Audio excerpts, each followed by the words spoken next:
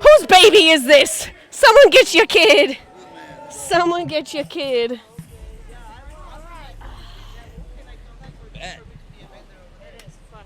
Yeah, we sticky. Florida was sticky. Yeah, That was not the sticky I wanted it to be, but. Okay. You ready? Yeah, I'm ready. All right. Yeah. What's up, everybody? It's Lilo Peachy with the Peachy Plurcast here at the one and only Green Elephant. Today we are here with. 2%. What's up, y'all? And how are you feeling today? I am so excited to be here. Yeah, badass. How are you feeling about this Texas weather? It's crazy. Colorado's been raining like the past week and a half, so this is extremely hot right now. And how was it playing Red Rocks? I wish I was there to see it live, but I don't feel like the videos did it justice. Yeah, it was like a lifelong bucket list dream, so I feel like that it lived up to everything that I wanted it to be, and it was just honestly like a dream come true. So yeah, I just felt super. It was the most satisfying show I think I've ever played in my life. So that was fun. How was the process getting booked and being able to play at Red Rocks like that? Yeah, it was crazy. I honestly didn't expect it at all. It just randomly came into my email, and I was like, that's insane. Yeah, exactly. And I was just like, all right, this is happening. And then, yeah, I just kind of I wanted to go make it special and stuff, so I just kind of went all out and worked on the set for longer than I usually would for a normal set, and it just paid off really well, so it was cool, yeah. And how long have you been producing or DJing for? I'd say probably DJing for 7 years and producing for 6. I was producing or DJing for a year before, and then it just kind of naturally pipelined me into making my own music because I just wanted to make my own music and play it out. I was tired of playing other people's music, so yeah, that's kind of why I got into it. What was the first artist that you got introduced to EDM? Dude, I feel like it was, I think I was probably 8 or 9, and I heard Woo Boost by Rusko, and it was life-changing. My homie's sister was playing it in the car or something, and it just changed my whole life. So I think Rusko, yeah, shout out Rusko. That's the whole reason why I got into dubstep, so. Outside of dubstep, what other genres of music do you like to listen to? I'm a big shoegaze, indie alternative rock guy. Yeah, I love that stuff. I'm really into hip hop as well, but honestly just more alternative music, and then honestly house. I know that's still EDM, but I like deep house and just kind of dubstep or drum and bass and stuff. Just subgenres of EDM that aren't necessarily as heavy as dubstep, but yeah, that's what's up. Who has been the coolest artist that you've gotten to meet that you're a little fangirly about? Sheesh, probably Liquid Stranger, Excision. I've been listening to those dudes since I was a kid. So when I got to meet those guys, I met Liquid Stranger at Red Rocks a while ago, and then Jeff or Excision at Thunderdome, and I was just kind of freaking out a little bit internally, but it was also really cool to see that they're also just dudes who are doing the same thing that I'm doing, and it's just it's inspirational to see for sure. So cool. Yeah, it's really cool. Have you been able to get close or make any really, really good friends that are also music artists? Yeah, my whole kind of crew right now that I hang out with is the Hostage Situation Boys, Fracture, Gorilla T, Gallium, Austin, Furtha. All the homies in Denver, really. Denver's just a great hub for DJs and stuff, and it's just really easy to make friends with everybody out there because great minds think alike, so it's very easy to get along with those types of people, and yeah, it's cool. Awesome. Yeah. What was the first show that you ever played in front of people? It was at the MCA, which is the Museum of Contemporary Art. It was at a museum in Denver, and it was on a rooftop. It was either that or I think, honestly, I played my school prom in high school and DJ'd that. It was ripping dubstep at prom. It was so fun. It was so lit. Yeah, I know, it's the most Colorado shit ever. But that was, I think, actually, the MCA or the prom was, I think, the first 2 shows that I played in front of people. And honestly, I just fell in love with it from those 2 shows. I was like, dang, this is just exactly what I want to be doing. But, yeah. If you could headline at any festival, whether it's in America or not in America, which festival would it be? Yeah, definitely Tomorrowland in Belgium for sure. That's like my absolute bucket list top festival. Lost Lands, which I'm actually playing this year, so I was super stoked to get that one. Yeah, super stoked. And honestly, like Wakan, I really want to play Wakan, and Rampage, maybe. I really want to play Boomtown though. Like that's a big one. I think that's in London. But yeah, it's honestly, although like the European festivals just look insane, and I've just been wanting to do that for so long. So Have you gone to any festivals outside of the States? no, I've literally been to like the only festivals I've been to is Global Dance in Denver, which doesn't really count because I live there, and then Wakan, and that's pretty much it. And like a small one in Colorado as well. But yeah, I really have not had a lot of festival experience. So, yeah. We gotta get you outside some. Go a little camping, a little Wookie. It'd be a lot of fun. Get a little dirty. What's a shower? It's a suggestion. If you could pick 5 headliners for a festival of your own creation, who would they be? Dang, I'm gonna say Skrillex. Resonant Language. I'm gonna say Vector, Dank Frank. Ooh man, I said Skrillex obviously because that's like my goat of all time. But if I had to put like another big, like huge name, it would probably have to be like, dude, maybe like Rufus Du Sol or something. Like I know that's not even in the same genre at all, but I'm trying to see some Rufus Du Sol. Honestly, I'm all over the map. I like it. So yeah. How would you say music has impacted your childhood, your teenhood, and now your adulthood?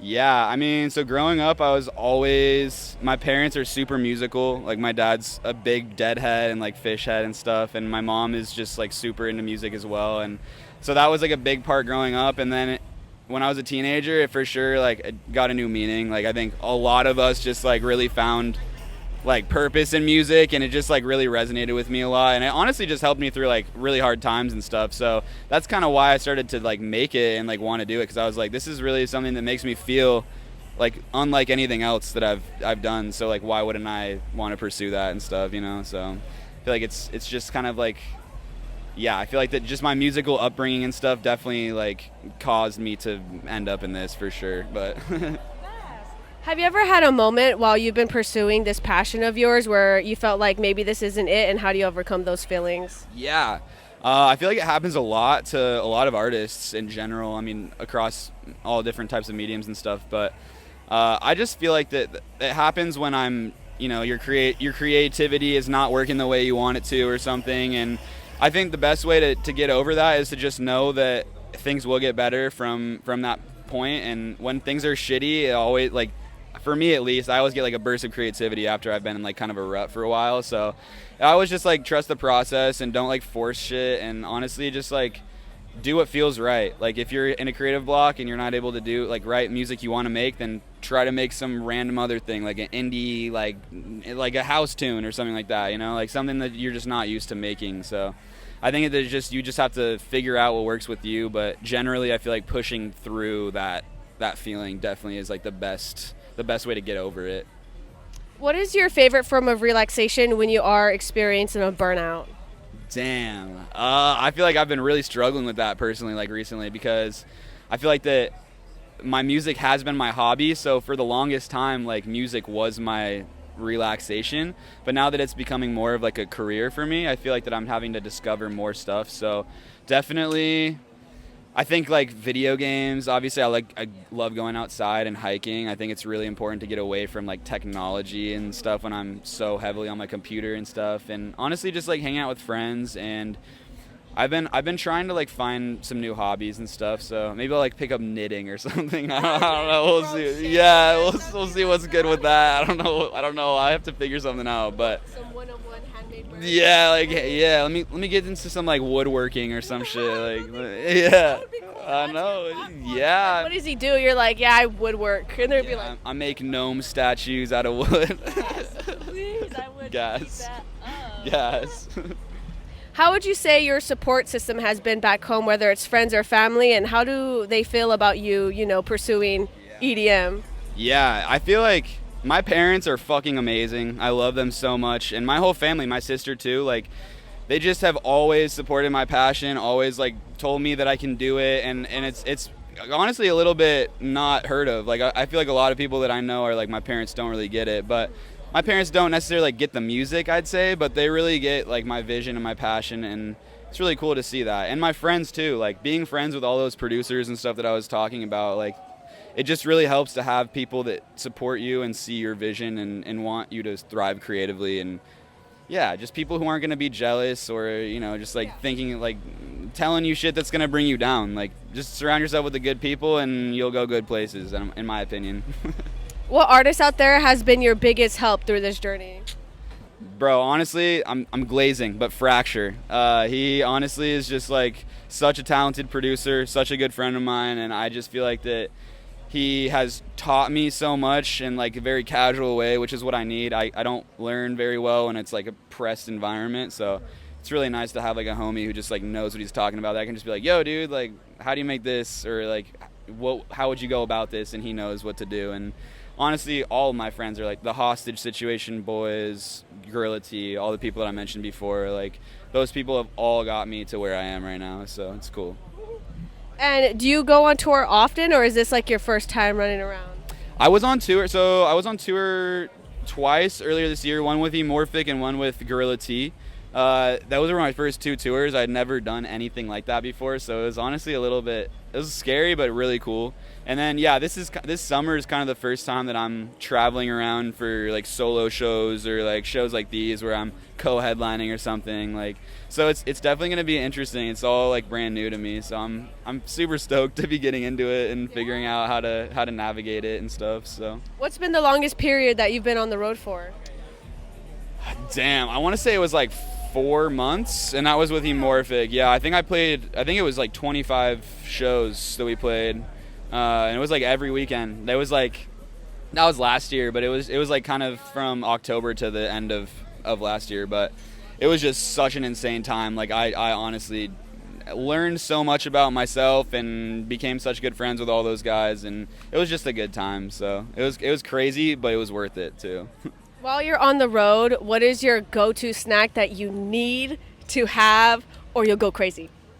Low-key, I'm really rocking with the charcuterie boards in the green room. Yeah. I always get a ginger and turmeric shot on my rider because I really feel like that it helps. I don't know, it's like important to stay healthy when you're like not sleeping and stuff.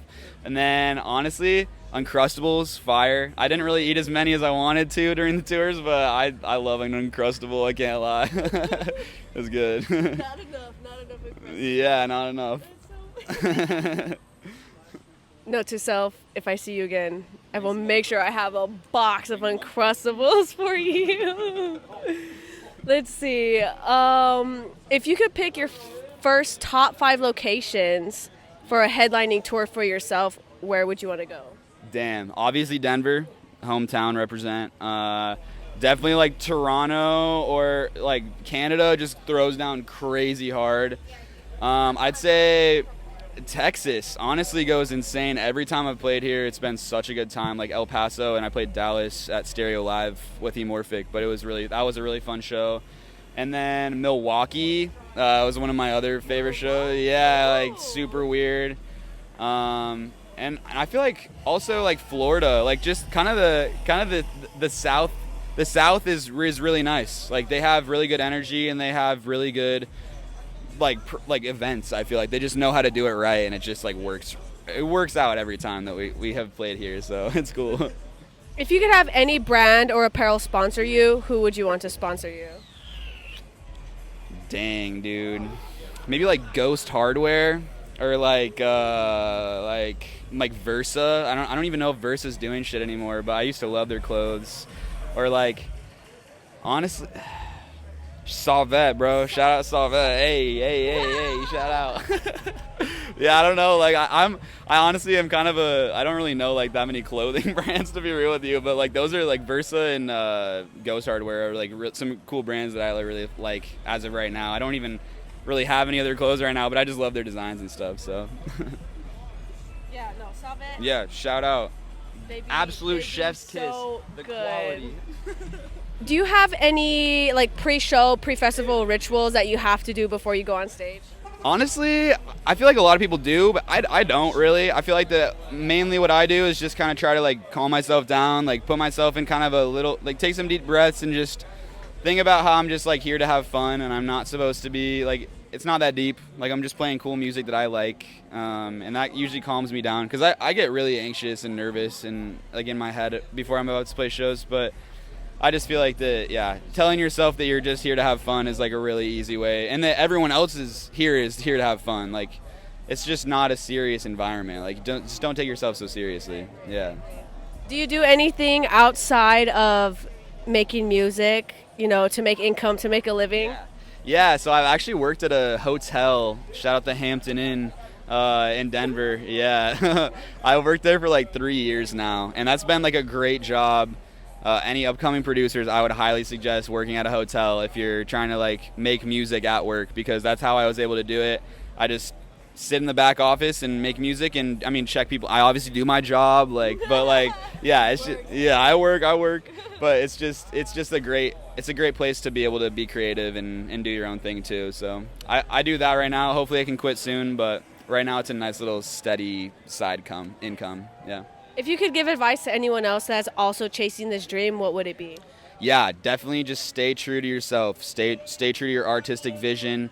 Don't let anybody's influence your decisions for your project and your brand. At the end of the day, it's like your baby. You created it from the ground up. So stay true to yourself, honestly. And then I would also just say that you should just really focus on it and treat it like a job in some ways, but not too seriously. But just if you want to get better and make it in this industry, like definitely just you got to kind of lock in a little bit and like really put your head down and focus on yourself and don't compare yourself to anybody else, and just like really hone in your craft and fall in love with the stuff that you're making. So yeah, I'd say that's my best advice. Well, I hope your show today fucking smacks. Do you have any special announcements before this drop?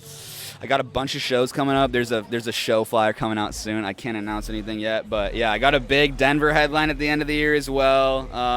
Yeah, Lost Lands, obviously. So anyone who's going to Lost Lands, I will fucking see you there. But yeah, I got a lot of stuff coming up this year. I'm super excited to share it with all of you guys. So yes. Well, thank you for accepting my interview. I hope the Green Elephant does you some justice and you love the energy that Dallas can bring for you, because we do get it popping out here. Well, this is Lilo and 2%. We're checking out. Bye! Thank That was lit. Yeah, of course. Oh, good energy. I appreciate you. Yeah, of course.